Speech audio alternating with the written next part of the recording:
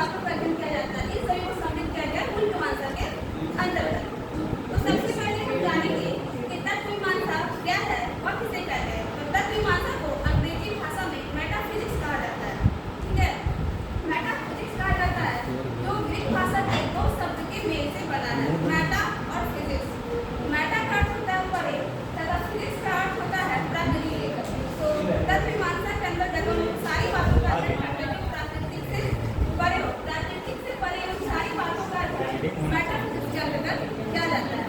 तत्वमीमांसा वास्तविकता और अस्तित्व का अध्ययन करता है।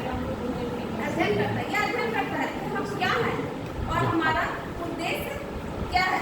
इस परम ब्रह्मांड की खोज करते हैं, उस परम स्वरूप की व्याख्या, उस परम स्वरूप की विवेचना करती है तो इस संसार में होने का कारण है और इस संसार का आधार है। तत्वमीमांसा क्या हेलो नेट ना यूज करो तो क्या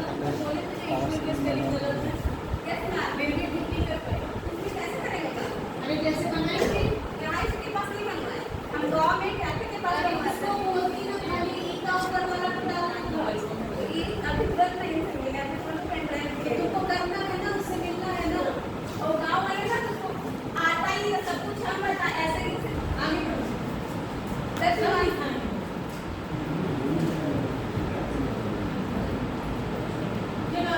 तत्वमीमांसा का अंतर्गत निम्न तत्वों का अध्ययन किया जाता है, जैसे ईश्वर संबंधी तत्व, आत्मा संबंधी तत्व, सृष्टि शास्त्र और सत्ता शास्त्र। ईश्वर संबंधी तत्व को अंग्रेजी भाषा में थियोलॉजी कहते हैं, जो दो शब्दों के मेल से बना थियोलॉजी।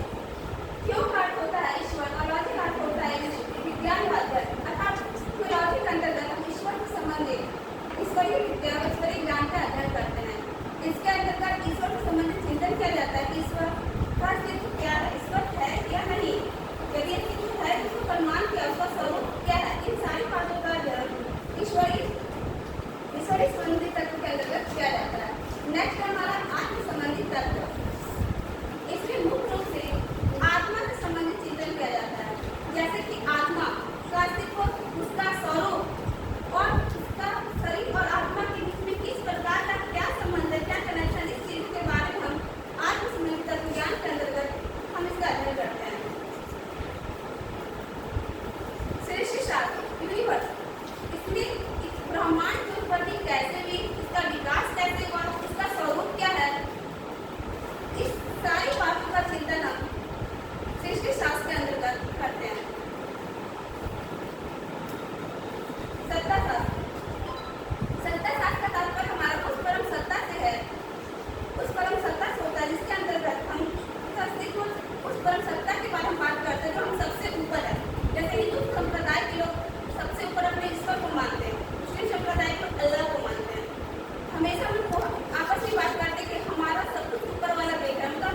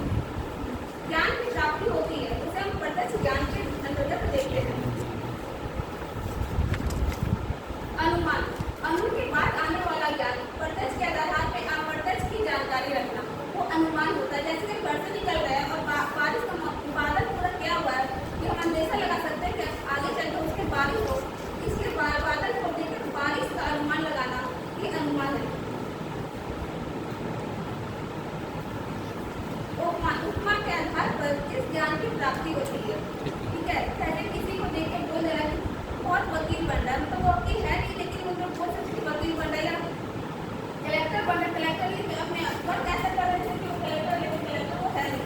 इसके अंदर किसी का बच्चा है, उसको बोल सकते कि उसका बच्चा का चेहरा चांद का मुखड़ा है।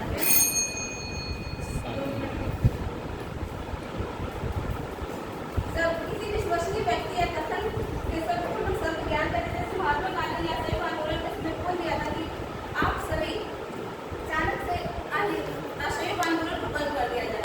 तो हम सभी ने उनके एक कथन के आधार पे आंदोलन को बंद करें। इसका अर्थ हम जब पूजा वगैरह जाते हैं, जब संस्था होती है, वहाँ वहाँ प्रवचन करता प्रवचन देते हैं, उस बात को हम लोग सच मान लेते हैं, ना कि व्यक्ति को हमारे लिए विश्वसनीय व्यक्ति है। अर्थ के आधार पर अर्थपति अर्थात अर्थ प्लस अपति, मतलब कोई भी यदि कोई बात को देखने में मिले कि समान विषय से अतिरिक्त वो अर्थपति है। अर्थपति मतलब